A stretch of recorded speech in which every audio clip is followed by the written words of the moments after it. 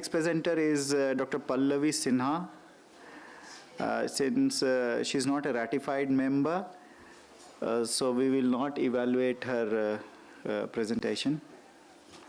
Next speaker को ये बुला लेंगे. No, but she'll be allowed to present. Yes, yes. And retinal vasculitis and intraocular inflammation after intravitreal injection of brolucizumab. Good afternoon, everyone.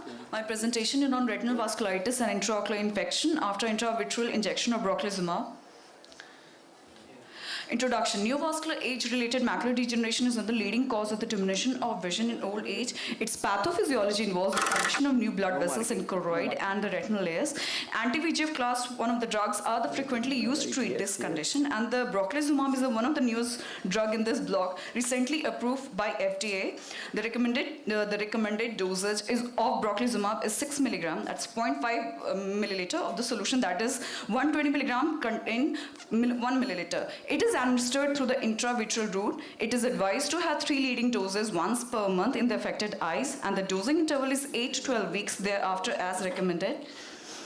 This is the picture of brolucizumab. It is a single chain antibody fragment that inhibits all isoforms of VEGF-A. It's the smallest of this anti-VEGF antibodies. Rest of the pictures are showing all of these. Now, to our aim of the study, the aim of our study was to evaluate the features and outcomes of eyes with retinal vasculitis and intraocular inflammation after intravitreal injection of the brolucizumab 6 mg in 0.05 ml for the treatment of the neovascular age-related macular degeneration. Our study design was in retrospective case series. Study period was from December 20 to July 21.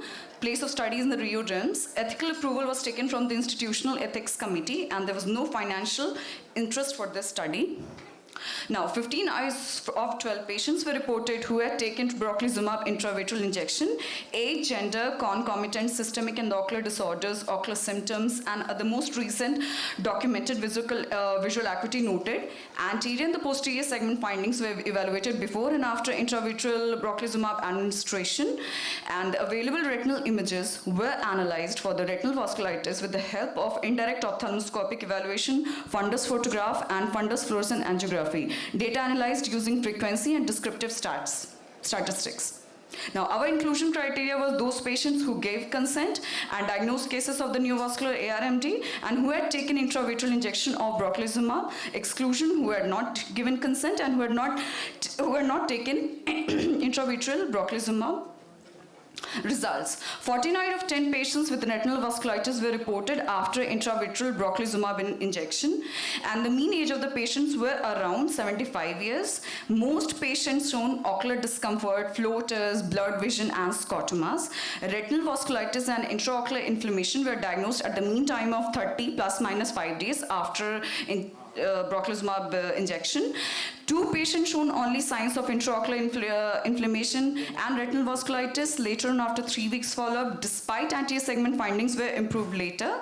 1 eye shown occlusion of the large retinal arteries at the optic disc and branches proximal to fovea with the worst visual outcome. In 2 eyes, segmental retinal periarteritis, release breaks noted. Results. So out of 14, 7 eyes shown decline of 0.3 logmar of the visual acuity or mole Snell equivalent to 3 lines. And the final V after the mean follow-up 25 days were 0.883 logmar, that's around 6 by 42. Now, is the fundus photograph and the OCT findings showing vitritis in one of the patients enrolled for our study. He was given brolucizumab injection for this choroidal neovascularization, and he has shown vitritis after the second injection, after the second brolucizumab injection, after around 20 days. Now, discussion. Retinal vasculitis were diagnosed as late as 20 weeks, at late as 8 weeks after the first injection and 8 to 25 days after second one. So it's kind of earlier after the second injection. And the patient's own features of intraocular inflammation followed up for the retinal vasculitis. Other causes of uveitis or any other embolic origin of the retinal vascular occlusion were ruled out. Intravitreal brolucizumab were contraindicated when there was an active intraocular inflammation. Steroids were used to treat this intraocular inflammation. Predominant increased incidence of intraocular in females is similar to our findings. That is studied in the Hawk and Harrier study. Incidence cannot be determined as the nationwide data regarding this injection is not available.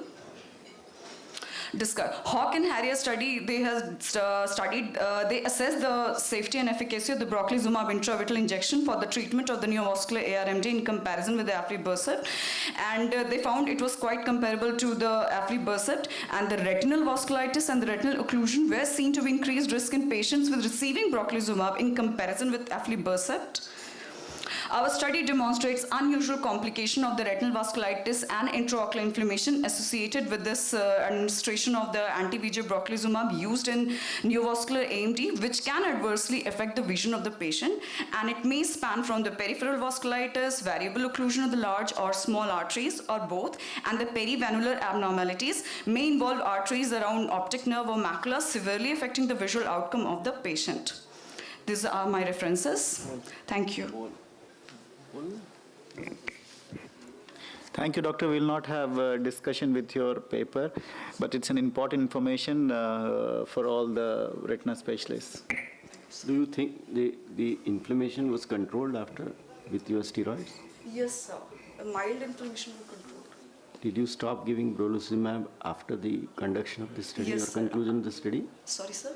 Did you stop injecting brolucizumab after this study was concluded? Yes, sir. I mean, yes, sir, kind of. Sir, we prefer bevacizumab. Sorry, sir. I'm just trying to find out whether once the study was concluded, did the same incidence continue? That's all. Because our observations differ. That's all. Nothing. Thank you.